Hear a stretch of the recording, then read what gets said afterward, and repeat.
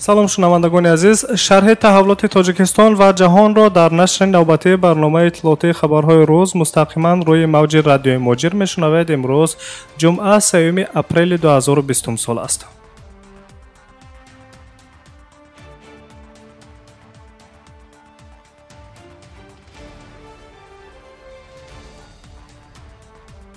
хабарҳои рӯзро аз Русия шурӯъ мекунем. Президенти Русия Владимир Путин баъди зуҳри рӯзи панҷшанбе 2 апрел ба шаҳрвандон ва хориҷиёни дар кишвараш буда муроҷиати телевизионӣ кард. Владимир Путин рӯзҳои истироҳатиро дар Русия то 3 апрели соли равон тамдид кард. Дар баромади хеш президенти Русия таъкид кард ки музди меҳнати кормандон дар ин давра нигоҳ дошта мешавад. Владимир Путин инчунин ба роҳбарони ҷумҳуриҳои ҳудудии Русия, вилоятҳо ва минтақаҳо ваколатҳои иловагӣ дод, то онҳо худ маҷмӯи чораҳои пешгирикунандаро барои мубориза бар зидди коронавирус муқаррар намоянд.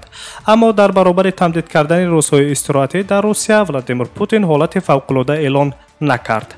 Ин муроҷиати телевизионии 13-уми президенти Русия Владимир Путин аз соли 2000 инҷониб дониста мешавад. Бори охир вай ҳафтаи гузашта 25 март муроҷиати телевизионӣ намуда, бино ба сабаби паҳншавии коронавирус дар Русия аз 28 март то 5 апрел ҳафтаи истироҳатӣ эълон карда буд. ҳоло бошад рӯзҳои истироҳатӣ то 3 апрели соли равон тамдид карда шуд.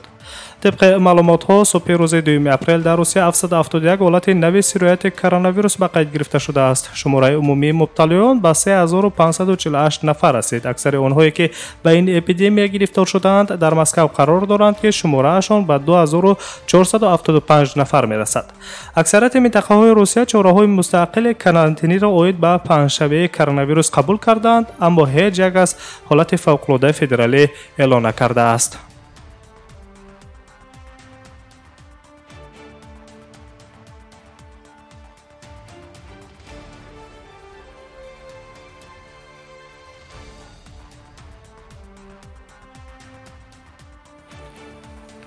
сафорати ҷумҳурии Тоҷикистон дар Москав ба ҳукумати Русия бо дархости таъмини муҳоҷирон бо истироҳат ҷиҳати пардохти андоз ва тамдиди муҳлати пардохти патент муроҷиат мекунад.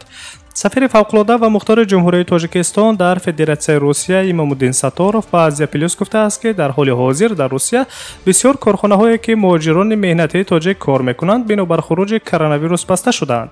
дар Русия давлат ба корхонаҳо, ширкатҳо, тиҷорати хурдумёна ҳама гуна кӯмакро барои наҷот аз ин буҳрон мерасонад. баста шудани корхонаҳо ба ҷайби муҳоҷирони меҳнатӣ ки дар қаламрави Русия кор ва зиндагӣ мекунанд таъсири манфӣ дорад. муҳоҷирони меҳнатӣ дар ин корхонаҳо бар асоси қарордод кор карда ва андоз месупоранд ва боз як қисми дигари онҳо муҳоҷироне ҳастанд ки бо патент фаъолият мекунанд. ҳоло пешниҳодеро омода карда истодаем ки ба муҳоҷирони меҳнатӣ ба монанди корхонаҳои Федератсияи Русия ва дигар андозсупорандагони рус иҷозати тамдиди пардохти маблағи андоз ва патент дода шавад, гуфтааст сафири фавқулода ва мухтори ҷумҳурии Тоҷикистон дар Федератсияи Русия Имомуддин Саторов.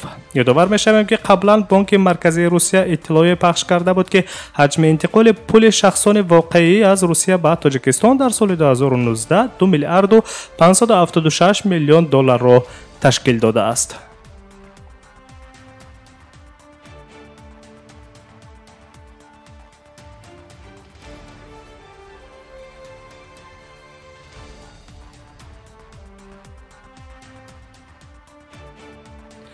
хабарҳои рӯзро вобаста ба муҳоҷират аз Русия идома медиҳем. Акбарҷон Холиқов, як зодаи 22-солаи ноҳияи Абдурахмони Ҷомеӣ, вилояти Хаталони Тоҷикистон, пас аз латукуб аз ҷониби корфармо аз ошёнаи дуюм ба замин партофта шудааст. сафорати Тоҷикистон дар Русия аз мақомоти ҳифзи ҳуқуқ хостори таҳқиқи ҳамаҷонибаи ин ҳодиса шудааст. хабар медиҳад Азия Плюс. мо аз ҳодиса бохабарем. гумонбар дастгир карда шуда тафтишот идома дорад. мо ба шуъбаи вазорати корҳои дохилии Русия дар ноҳияи Каптеваи шаҳри Москав мактуб фиристода дархости ҳамаҷонибаи ҳодисаро талаб кардем.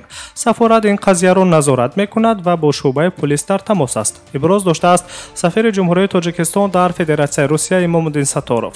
дар хабар гуфта мешавад ки гуфтагӯи лафзӣ байни муҳоҷири кории тоҷик ва кордиҳанда сари масъалаи истироҳати нисфирӯзӣ шурӯъ шуда то ба латукуб ва аз ошёнаи дуюми хобгоҳ сарзер кардани муҳоҷири корӣ аз ҷониби кордиҳандаи рус анҷомидааст. дар шарҳи хабар аз қавли бахтовар ҷумъазода фаъоли ҳуқуқи инсон оварда шудааст ки من با معاون سردار پلیس این منطقه گفتگو کردم. به من خبر دادند که رهبر آنها تریتیکوف اندری ولادیمیرویچ بازداشت شده است، اما پرونده جنایتی هنوز کشوده نشده است.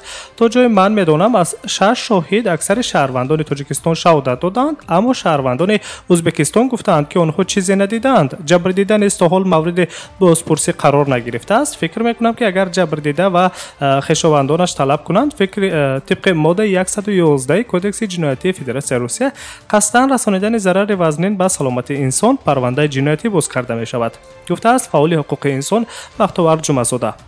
حالا باشد جبر دیده مهاجر مهنتی تاجیک اکبرجان خلیقوف در شعبه احیاگری بیمارستان بستری شده، وضع صحتیش وزنین ارزیابی می شود.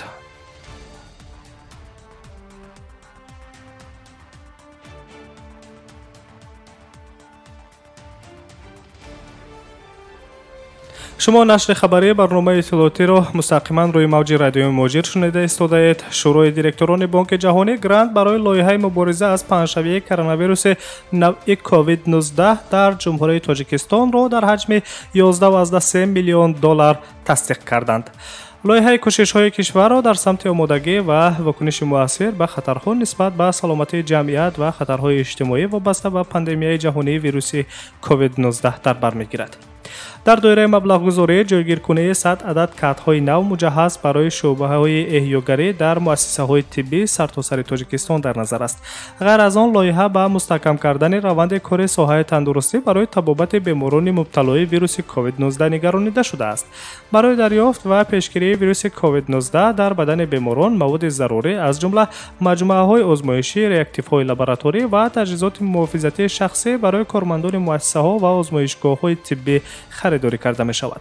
نماینده دومی بانک جهانی در تاجیکستان یان پیتر آلترس میگوید تاجیکستان به خطر پاندمی جهانی کووید 19 روبرو است و از این رو برای واکنش فوری و ثمراناک کشور باید فوراً ساحه حفظ سلامتی و اجتماعی مردم را آماده کند.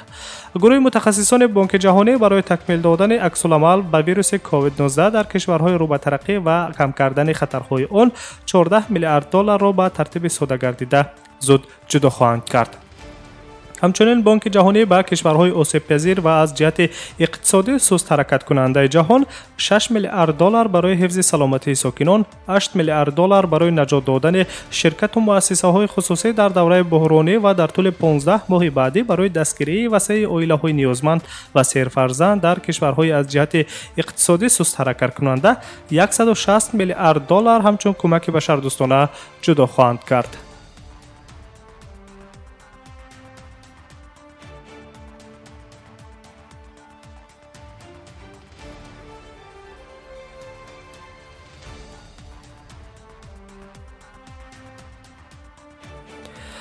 در قرقیزستان اولین بیمار از کرونا ویروس فوت کرد. خبر می‌دهد هریا نوستی با استناد به ستاد جمهوری قرقیزستان اوید با مبارزه با کرونا ویروس نوع کووید 19.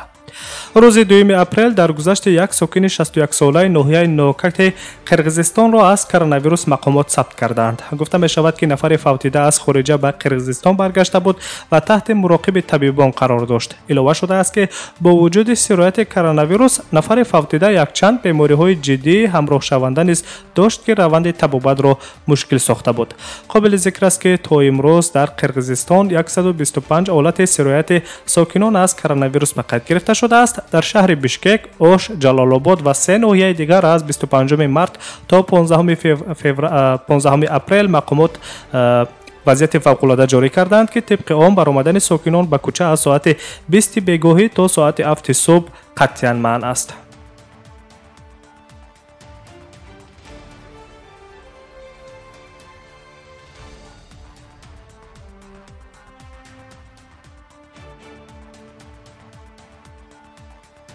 و از قرقیزستان به ایران نظر میکنیم. رهبر پارلمان جمهوری اسلامی ایران به کرونا ویروس مبتلا گردیده است. رئیس پارلمان ایران علی لارنجانی از آزمایش کرونا ویروس گذشته است که نتیجه مثبت نشان داده است. خبر میدهد رسانه ایرنا. گفته می شود که در اول رئیس پارلمان ایران یک قطار علامت‌های خاص بیماری را در خود احساس کرد و بعدا تصمیم گرفته است که از آزمایش گذرد که نتیجه مثبت برآمده است. حالا باشد علی لارنجانی رئیس پارلمان ایران در کرانتین است و تحت مراقبه طبیبان قرار دارد. در مجموع طبق معلومات وزارت بهداشت ایران در این کشور بیش از 50468 حالت سرایت کرونا ویروس به قید گرفته شده. تاکنون 3168 نفر بیماران فوت کردند. اولین دلیل سرایت‌یابی از کرونا ویروس در ایران 19 فوریه به قید گرفته شده بود. ویروس بزودی در سرتاسر این کشور پنهان شد و مقامات ایران به مبارزه فعالانه علیه پنهانشوی سرایت کرونا ویروس شروع کردند. تا 8 اپریل مقامات ایران حرکت در سرتاسر کشور را منع کردند. اینچنین همه مرکزهای سودا، قهوه‌خانه‌ها و دیگر مؤسسه‌ها با استثنای مغازه خوراکواری، داروخانه‌ها و توقفگاه‌ها بسته شدند. اینچنین همه چاره‌بینی‌های عمومی و حتی دور دوم انتخابات پارلمانی در ایران نیز به تأخیر افتاده است.